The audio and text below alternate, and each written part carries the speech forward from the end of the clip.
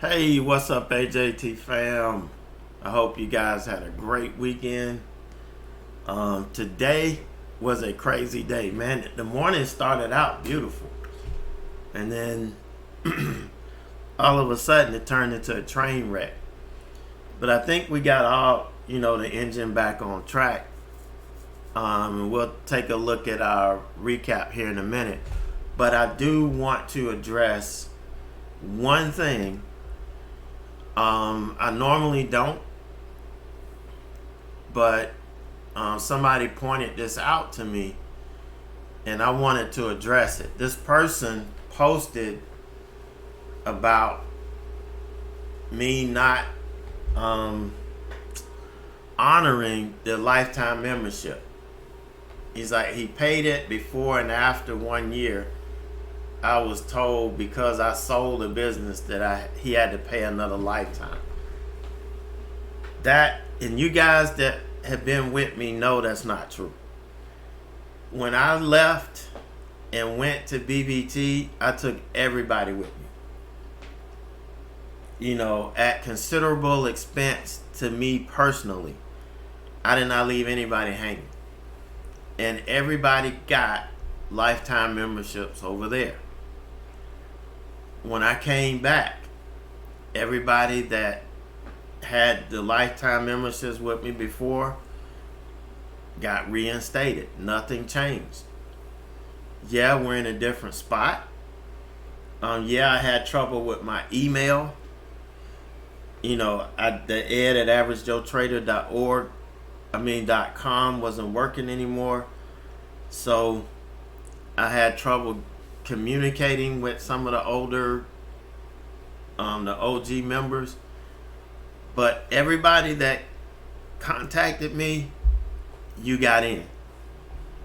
As a matter of fact, I had this past week, two members that have been gone for a couple of years, contacted me, and I got them set up. Really, really simple. So I don't usually address it, but this is a pet peeve of mine. And sometimes it gets me off center. But just want you to know, if anybody out there that was a member, you do not have to pay a dime. I quit doing subscriptions years ago. I don't believe in that. I think what that does, it affects your ability to focus. Whenever you're running up on a time limit, you're going to try to get everything in so you don't have to redo it. This way, nothing runs out of time. You could take 3 years off and come back and nothing would change. Okay, so I don't like dealing with time constraints. The mentoring, at one point, I had limited it to 12 hours. That's lifetime. So you don't have to worry about running out of mentoring hours. However long it takes us to get you to where you need to be, that's what we're going to do. Okay, and everybody in here, I'm going to be here and do everything I can to help you. So wanted to address that before we moved on. But people that do that stuff, they just make me want to vomit. I throw up in my mouth. Is just how irritated that gets me. But just wanted to cover that. So let's talk about our trades from today. All right, LMT. So I know everybody's wanting to know, Ed, where did you get LMT from? Where did LMT come from? Well, I will tell you. Okay, here's a 5-minute opening range high. Hold on, I didn't put that back in there. So we all know what happened over the weekend. If you don't, Hamas, I think, attacked Israel I think that's how it went down, and it turned into a really big crap show. And then obviously we're involved because we're heavily vested in Israel. And as a matter of fact, we sent one of our largest, if not the largest, aircraft carrier steaming toward the conflict over there. So whenever that happens, whenever we get into conflicts or something like that, the the defense stocks tend to pop up. For me, LMT is number one and Boeing is number two.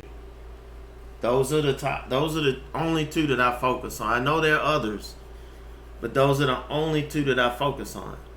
And if you guys didn't hear the news, if you watched Benzinga's pre-market prep in the mornings at 8 o'clock, like I asked you to, you would have heard them talk about LMT and the other stocks. But LMT is my main one, and BA. So that's where that came from. Once we started breaking out over the pre-market high, I was a little late because I was trying to talk myself into taking this early. I knew the setup was there to take it early. I knew it. It was there. But I had to convince myself. Once we took out the high right here, I should have been in, but it took this long for me to convince myself. And plus the spread was bad. It would go from like 30 cents all the way to almost $2. And I can blame it on that a little bit too. That had a little bit, but I could have let the spread come together, get in, and then work it out. But you can't market in pre-market. So you gotta have a limit order out, and you gotta have it at the right price, or else it's just not gonna fill.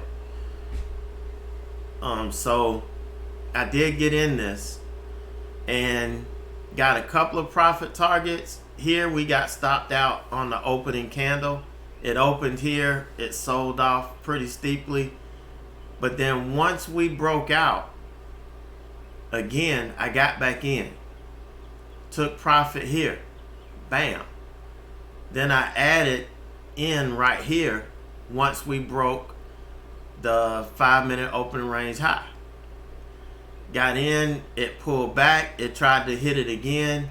Should have taken it off, right when we took out this low. This was a mistake on my part. I held it a little bit too long. The chart told me, but I wasn't listening.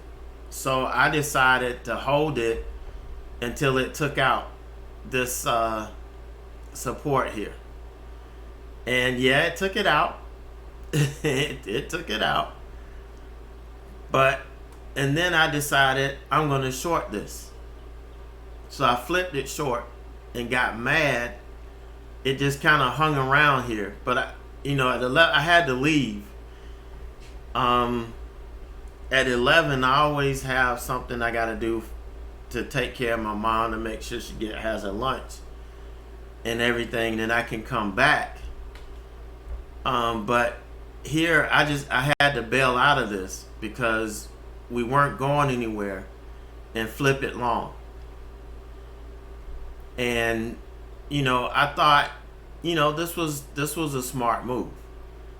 I had an order here to take profit at the VWAP, and I don't know what happened to it, why it got rejected, but I'm driving in the car, so I'm not, I don't know why I didn't do it. And by the time I got back here, logged into the computer, I just went ahead and took it off. Took some profit because looking at this price action, I didn't foresee it going back up. even though it did go back up, it just didn't look good. It kind of looked like this, more so, but it did. So I got 2 pieces of profit here. 435 is my next level, but it didn't get there. It missed it by a few cents. And I'm still, was still holding here. And then once it broke down, I went ahead and took it off. Even if it pulled back here and kind of took back off again, it would have to break and take out the high day before I got back in. Now, 440, I think was really doable today based on the daily chart. I thought 440 would be doable, 439, 440, but it doesn't look like it's going to make it today. But all in all, except for the bad hold right here, I think we did pretty good. I did make a decent penny on this. So I'm happy. I don't know exactly how much. I'll find that out once the day is done, but I'm pretty happy. Now COST, this started the morning out on a bad foot for this particular trade because, as I shared last week and last night in my tweet, that I still had 200 shares of Costco left. I was looking for it to recover and get back to the 20-day moving average right up here. However, I didn't foresee what happened this weekend happened. So that put a dent in the market early. And so it sold off. It hit where I wasn't going to risk anymore.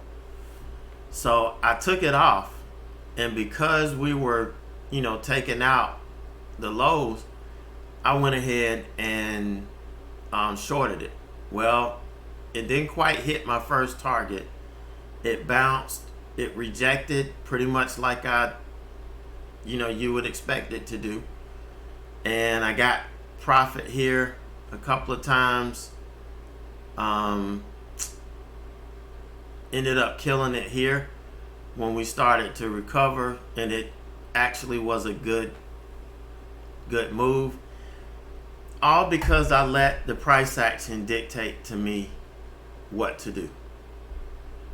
I let the price action dictate to me what to do. Yeah, it could have rejected here and sold back off. It did reject a little bit and come back. But reading the price action, I didn't think we were coming back. And you can see we started that to flip it up. But I didn't flip. I didn't trade it until we got over the 100. Was looking for a move up to red to green. You could see it missed it by maybe 20 cents, 25 cents. And as it started coming back, I went ahead and bailed out of it. By it getting rejected hard here and it not even looking back, I bailed. I used price action to determine this was not working and it was time to get the hell out. Now, I could have got back in again here, but I didn't. I was actually in a mentor session, so when everything started to bounce, so I didn't get to trade anymore. But all in all, I think this turned out to be a pretty decent day. Even with the bad trade, I took the winning trades more or less overtook it. Now I do have a message that I did. I'm probably gonna redo it because when I saw myself and I saw this big silver wool on top of my head, I knew it was time. I need to cut all that mess off because I don't even know what I look like, but I didn't look like myself. So I'm gonna redo it and post it. It was a chilling with Ed with me sitting back on the patio. So I thought that was pretty cool. But I'm gonna redo it and get it out to you later on today. But that's my day. Not a bad start to the week. I know some of you are really struggling. I know it. This is a really tough market to trade in, and it's not abnormal. This happens every time going into earnings season. This happened to me going into Q1's earnings season. I had to deal with this market. This happened to me going into Q2's earnings season. Okay, it happens. And you have a choice to make. You could either trade it and learn how to manage it and understand that you're not going to make as much money. The moves aren't going to be as strong. And the risk reward isn't going to be as good. And if you can handle that and accept that, then let's trade. If you can't, then just chill. Or practice in the sim until you get confident in your ability to read price action and to make adjustments. It's just, that's all I can say right now. But I'm going to shut up and move on. You guys, great start to the week. You guys be safe. Have a great evening. And I will see you in the morning.